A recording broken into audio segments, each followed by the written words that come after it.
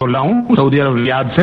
हाँ। जैसे कि आपके प्रोग्राम दिखा है महेश भट्ट जी, ये तो वास्तव में एक देश का एक गद्दार जो कह सकते हैं कि एक तरह का गद्दार है, क्योंकि हम लोग सामने वाले दुश्मन से तो निपट सकते हैं, लेकिन जो अपने देश में ये गद्दार उन लोगों से कैसे निपटा जाए। ये लोग बातों से नहीं निपटने वाले, क्योंकि ये दुष्प्रवृत्ति का राक्षस किस्म का शख्स है जो अपनी लड़की से संबंध बनाने की बात करता है।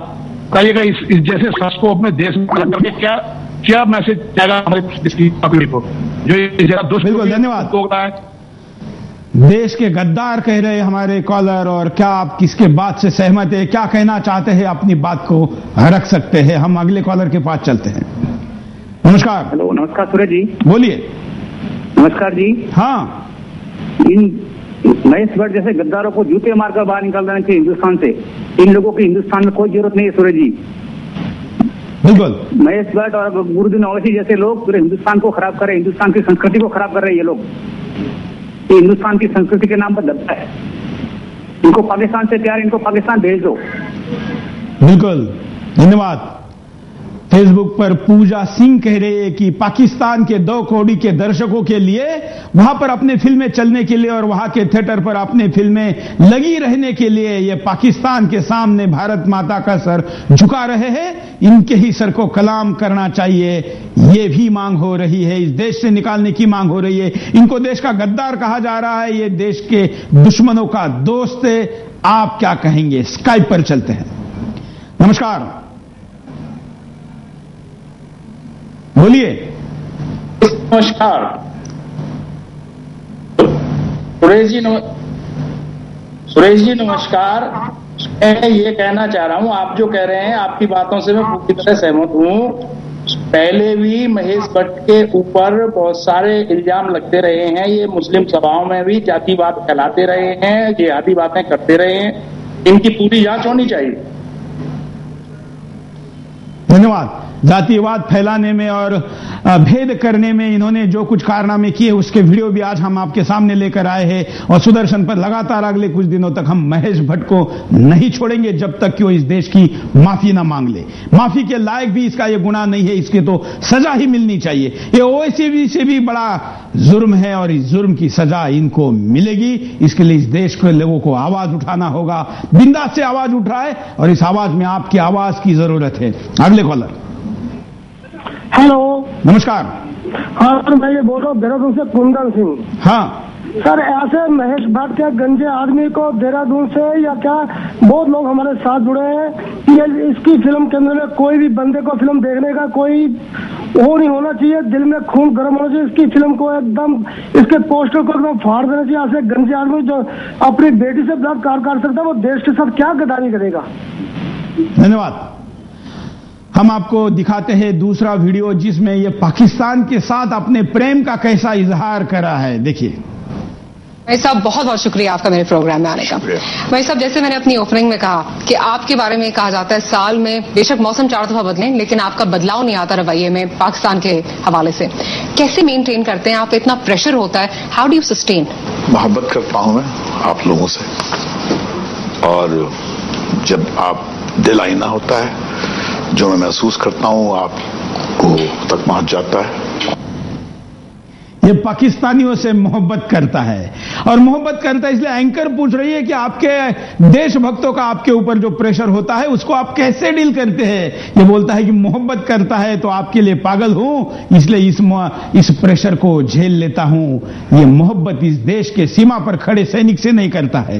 ये मोहब्बत सीआरपीएफ के जवान जो देश के लिए लड़ते हैं उनके साथ नहीं करता है। ये मोहब्बत उनसे नहीं करता है जो नक्सलवादियों के खिलाफ लड़ते हैं। ये मोहब्बत उनसे नहीं करता है जो मुंबई में आतंकवादियों को मारते मारते अपने प्राण न्योछावर कर गए, उस संदीप उन्नीकृष्णन से नहीं करता है।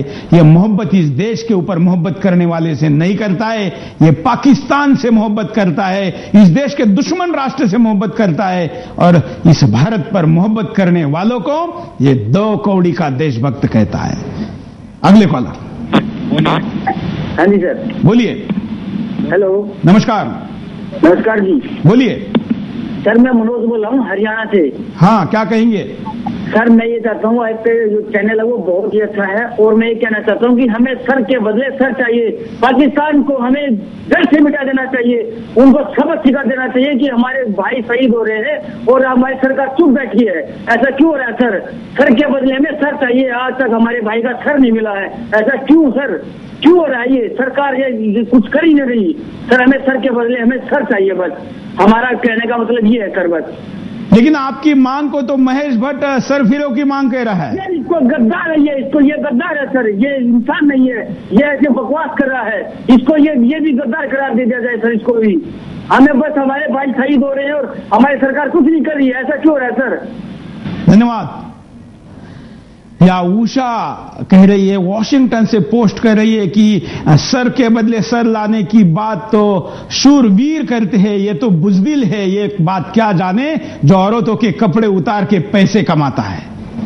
फेसबुक पर महिलाओं की कई बड़ी पोस्ट आनी शुरू हो गई है। महेश भट्ट को औरतों का पर्दे पर का दलाल कहा जा रहा है और औरतों के पर्दे इस देश के युवा लड़कियों को हीरोइन बनाकर उनको देश के सामने परोसकर उसके द्वारा बॉक्स ऑफिस से पैसे का कलेक्शन करने वाले गद्दार और दलाल कहा। ये कई ऐसी पोस्ट आई है जो टीवी चैनल पर बोलने के लिए शायद सही नहीं हो सकती, लेकिन इस देश के देशभक्तों को जो दूसरे देश के टीवी चैनल पर जाके अगर 2 कौड़ी का कहता है, सरफिरा कहता है, पागलपन कहता है, तो उसके खिलाफ इन शब्दों को हमको टीवी चैनल पर बोलना होगा। इसके लिए हम किसी भी समस्या को फेस करने के लिए तैयार हैं। हमारे साथ स्काइप पर कई कॉलर जुड़े हैं, चलते हैं। नमस्कार, बोलिए क्या कहेंगे? कोयम्बटूर से बोल रहा हूँ, वेंकटाचारी। हाँ, ये मुझे लग रहा है महेश भट्ट अपनी सईद का भाई लग रहा है मेरे को। इनको तो इस्लामाबाद जाके छोड़ो, नहीं तो अफगानिस्तान में छोड़ो। हाँ, इनको पिक्चर बनाओ, लात मार के आएंगे वापस हिंदुस्तान। इसी नालायक को बॉम्बे में कैसे रह रहे हैं मुझे ये समझ में नहीं आ रहा। इस नालायक को उठा के अफगानिस्तान भेज दो, इराक में भेज दो, पटक दो साले को। कलम हो रहा है, इनका इराक भेज दो, इस हरामखोर को पाकिस्तान भेज दो, इस मुंडी काट के भेज दो। धन्यवाद। देश के लोगों में गुस्सा है। महेश भट्ट ने ऐसी बात बोली है कि एक बुजुर्ग स्काइप पर कॉल पर आकर आपने गुस्से का इजहार कर रहे हैं। इस देश के युवाओं का खून क्यों नहीं खोल रहा है, यह बड़ा सवाल है। इस सवाल के साथ ही हम यहां पर रुकते एक छोटे से ब्रेक के लिए। ब्रेक के बाद दोबारा आएंगे। बिंदास बोल जारी है। बिंदास बोल, बिंदास में हम आपके सामने मुद्दा लेकर आए, भारत के देशभक्ति को 2 कौड़ी का कहने वाले महेश भट्ट का क्या किया जाए। क्या इसके पाकिस्तान के संबंधों की जांच नहीं होनी चाहिए? जो इस देश के शूर जवानों का सर काट कर लेके गए पाकिस्तानी, उन पाकिस्तानियों का सर काट कर वापस मांगने वाले देशभक्तों को यह पागल कहता है, कबीलाई मानसिकता का कहता है। खुद तो भी कबीला तो क्या, जब आदमी कपड़े नहीं पहनता था उस जमाने के फिल्में बनाता है, और इस देश के शूर योद्धाओं को, वीरों को, वीर माताओं को, वीर पत्नियों को कबीला मानसिकता कहता है। महेश भट्ट के इस काले करतूत पर, महेश भट्ट के इस देश के खिलाफ बयान पर, महेश भट्ट के पाकिस्तान की इस प्रेम पर आपको बोलना होगा। पाकिस्तान हमारे खिलाफ बोलता है, वो तो शत्रु है, दुश्मन है, वो तो बोलता है, उसको तो हम अपने तरीके से सबक सिखाएंगे। लेकिन इस देश के अंदर रहकर, इस देश का नमक खाकर, इस देश में नाम, इस देश में पैसा, इस देश में इज्जत, इस देश में सब कुछ कमाकर पाकिस्तान का अगर कोई गुणगान गाता है और हिंदुस्तान को गाली देता है तो उसका सजा होना चाहिए, उसको माफी नहीं। कॉलर के पास चलते स्काइप पर देखते हैं क्या कहते हैं। नमस्कार। हेलो, बोलिए। हेलो सुरेश जी, नमस्कार। क्या कहेंगे? सुरेश जी नमस्कार। जी हाँ, मैं डॉक्टर शैलेंद्र वर्मा बोल रहा हूँ यूक्रेन से। हाँ, मैं ये बोलना चाह रहा हूँ कि हिंदुस्तान के खिलाफ बोलने वाले जो है भारतीय लोग, उनके खिलाफ क्यों कोई केस, मानहानि का केस या और कोई केस नहीं कर सकता? यदि यही लोग अभी ये भारत के लोग में यदि किसी दूसरे धर्म के खिलाफ और या तो दूसरे धर्म के खिलाफ या किसी दूसरे देश के खिलाफ बोलते हैं, तो उनके खिलाफ अभी भारत की अन्य कई राजनीतिक पार्टियां, कांग्रेस और छद्म धर्मनिरपेक्षता के नाम से खड़ी हो जाती है और भारत के अंदर ही भारत के खिलाफ बोलने वालों के ऊपर कोई कार्रवाई नहीं होती है। ये बहुत ही दुर्भाग्यपूर्ण बात है। बिल्कुल, धन्यवाद। यूक्रेन में बैठकर भारत के देश प्रेमी क्या कह रहे हैं, तो इस देश के युवा, इस देश के देश प्रेमी कहां है, क्यों चुप है? अपनी बात को रखिए, महेश भट्ट को सबक सिखाइए, उस तक आवाज पहुंचाइए कि ये देश क्या कह रहा है। फेसबुक पर कई प्रतिक्रिया आनी शुरू हो गई है, कई सोशल नेटवर्किंग साइट पर महेश भट्ट के इस काले करतूत का विरोध हो रहा है। सुदर्शन के सारे टेलीफोन लाइन व्यस्त है, स्काइप पर भी एक साथ कई कॉलर है। हम टेलीफोन पर कुछ कॉलर से आपकी बात कराते हैं। नमस्कार। नमस्कार सर। बोलिए। नमस्कार सर। क्या कहेंगे? जी हाँ, दीपक सहगल बोल रहा हूँ चंडीगढ़ से। हाँ सर, महेश भट्ट ने जो स्टेटमेंट दी है वो नहायत ही घटिया है। और महेश भट्ट, हेलो, बोलते रहिए आप। महेश भट्ट भारत से प्रेम नहीं करते हैं, महेश भट्ट पाकिस्तान से प्रेम करते हैं। और इनका कंपैरिजन मैं करूंगा बापू आसाराम से, ये दोनों ही औरत की इज्जत नहीं करना जानते हैं। देखिए, मैं इस बात से सहमत नहीं हूं। आप, मुझे लगता है कि कुछ लोग बड़े ही सिस्टमेटिक तरीके से कुछ नामों को किसी के साथ भी जोड़ देते हैं। हम आसाराम बापू के से कई बयानों से सहमत नहीं हैं, लेकिन देशद्रोह के खिलाफ अगर ये बोल रहा है तो इसके साथ आसाराम बापू का नाम जोड़ना आसाराम बापू पे अन्याय होगा। हम ऐसा अन्याय नहीं करने देंगे। अगले कॉलर के पास चलते हैं। नमस्कार। हेलो। अच्छा, हेलो। मैं बोल रहा हूँ जी जम्मू से। हाँ, ये जो महेश भट्ट बोल रहे हैं, ये ऐसे आदमी को इसका मुंह काला करके इसको गद्दे पे बिठा के पूरे भारत में घुमाना चाहिए। और जो आरएसएस जो है बोल दिया मैं देशभक्त हूँ, और ये राज ठाकरे जो बोलता है शिवसेना, उनकी राजधानी पे होते हुए ऐसी बातें करते, क्या उनको शर्म नहीं आती? धन्यवाद। शिवसेना के लिए खुला चैलेंज है कि शिवसेना मुंबई में इतनी पावरफुल है, महेश भट्ट जैसा गद्दार आदमी मुंबई में बैठकर अगर इस तरीके से देश के खिलाफ बोलता है, उसका वीडियो लेकर सुदर्शन टीवी चैनल कार्यक्रम करता है, तो वहां के राष्ट्रवादी संगठनों ने इसके खिलाफ बोलना ही चाहिए। स्काइप पर चलते हैं। नमस्कार, बोलिए। नमस्कार सुरेश जी, मैं प्रवीण बोल रहा हूँ लंदन से। हाँ। और मैंने विकिपीडिया पे इनके बारे में कुछ डिटेल चेक की। हाँ। तो पता चला कि ये खुद मुस्लिम है और इनका असली नाम है अफजल खान। और ये खुद इस्लाम धर्म के लोगों को जिहाद के लिए, वो भी भारत के खिलाफ जिहाद के लिए भड़काते हैं। और ये खुद लोगों को बोलते हैं कि तुम मुसलमान हो और तुम लोग लड़ो और इनको हिंदुओं को मार के भगाओ। मैंने इनका वीडियो देखा है, ये किस तरीके से मतलब जिहाद के लिए भड़का रहे हैं और किस तरह धार्मिक प्रवृत्तियां लोगों को ओवैसी की तरह गंदे विचार प्रकट कर रहे हैं लोगों के सामने। धन्यवाद। आपने जो कहा इस बात की जरूर हम तफ्तीश करेंगे और उसके बाद इस विषय को सामने लेकर आएंगे। अगले कॉलर के पास चलते हैं। नमस्कार। हेलो, बोलिए। बोलिए। सुरेश जी। हाँ। नमस्कार सर। नमस्कार। हम नेपाल से बोल रहे हैं। क्या कहेंगे?